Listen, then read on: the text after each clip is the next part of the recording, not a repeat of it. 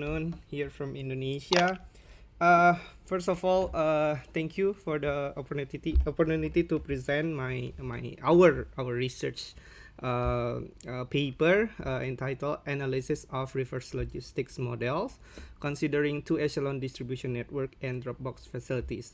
So I think at the end of this presentation, you can see that this innovation, or we can't say really innovation, we this approach of utilizing Dropbox facility for your reverse logistics might help you to save a little bit of transportation cost. So if you somehow have this type of problems in your logistics, or especially reverse logistic activities, I think you may perhaps to consider to apply this type of models. So my name is Perwira Redi.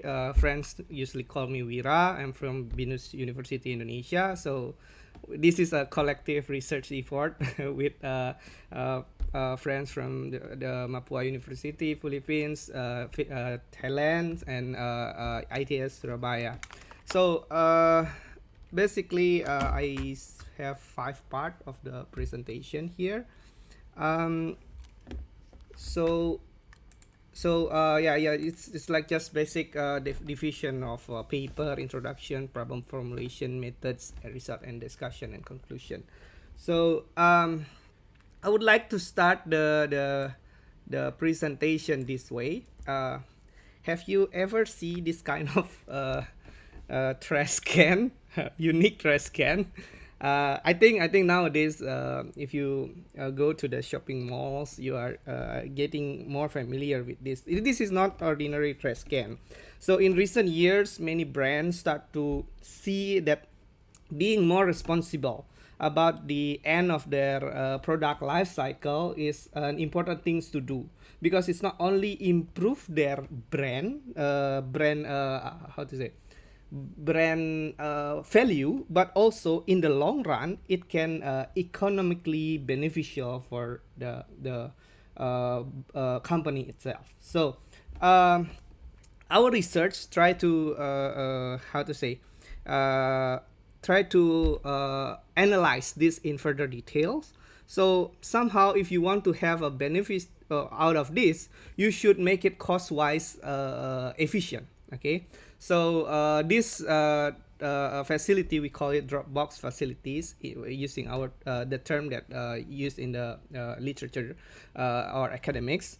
And but in the practice, we know this concept as also part of something called part of circular economy, in which basically we are trying to try as much as possible to have our products be more responsible with the products, and try to make it more how to say environmentally sustainable.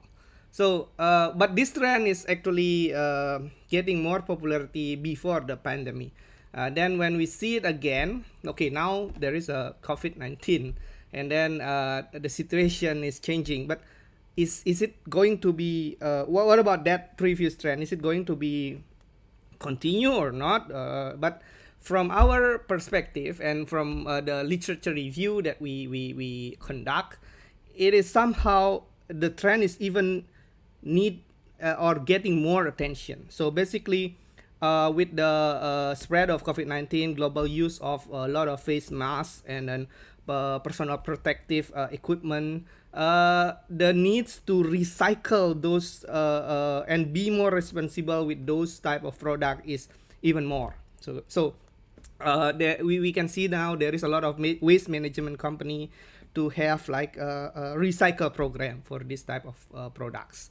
And so that's why we are in this research, we try to focus on, okay, so this is an important things to do. There is a lot of research doing that. And how do we not only consider that it's gonna be helpful for the environmental, but it is more cost wise feasible. So our research focus on so if we divide it into several parts, those reverse logistic activity, we can have return section where people return their products, recollect where the place we can put to the products in aggregate the products that is being collected or being returned, and then there is activities related to recycle, recover, and disposal, and then later on all those products can be either if it's not disposed, it can be reused or recycled and go back to the end customer. But basically, when we focus on this product, we can that part in return and recollecting, we see that there is basically two types of systems being involved. On the right side, we call it without Dropbox facility, in which that when people want to return their products, they can basically send their products to the recycling facility. This is perhaps the most simplest way, yet somehow for the product manufacturer, it has no cost involved. But this is not good for the customer, because this is not sustained for the customer, since they actually need to spend some money when they need to do their recycle activity. And on the left side, we have like more risk sharing type of system, in which the Dropbox facility let the user or let the customer to have a less cost compared to the that's our hypothesis actually, compared to the system on the right.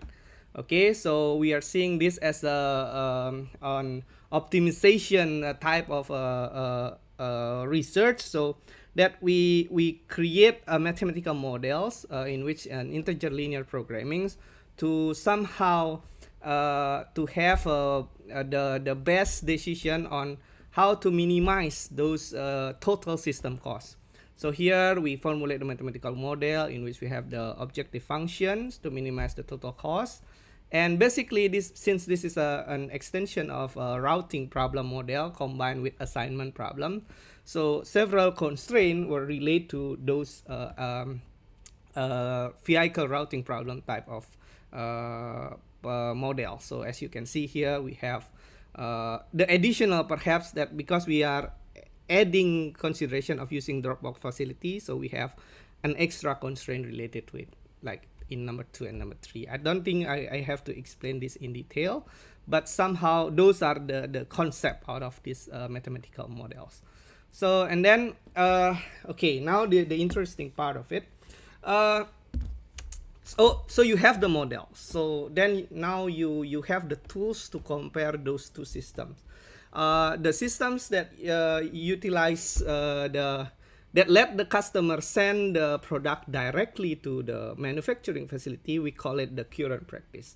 And the one that we propose, or the one that actually being used now by the several brands without knowing that they can optimize that, we call it the 2EVRP model with Dropbox facility.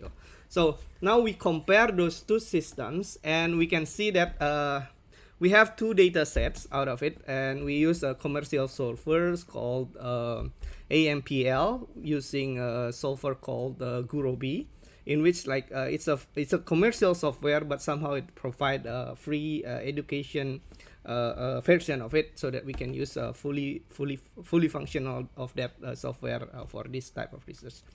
And we can see that both instances that we design here, showing that if you consider the total cost of it, actually sharing the cost between the production and the end customer can lead to a total saving 47.03% for the first instance that we generate, and then 55.87% for the second instance that we generate. So this instance is generated based on real case data. That is, there we have this type of application of Dropbox facility in here in Jakarta, Indonesia, and we try to simulate the how the decision would be made by the customer if we have this optimization tools work on it.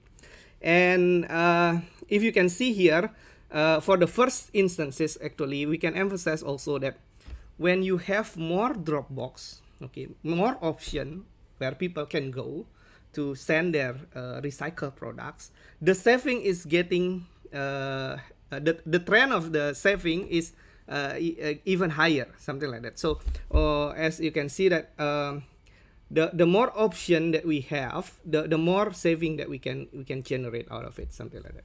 So yeah, so basically it's a short presentation from me because it's an ongoing research, and we're trying to improve this result even more, because those result that we generate is basically on only a small nodes, small number of sample or nodes.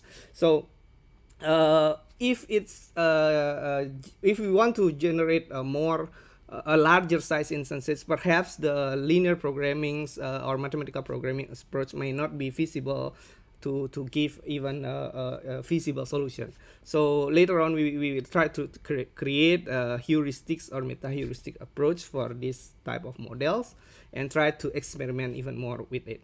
And perhaps another things that we can do for this one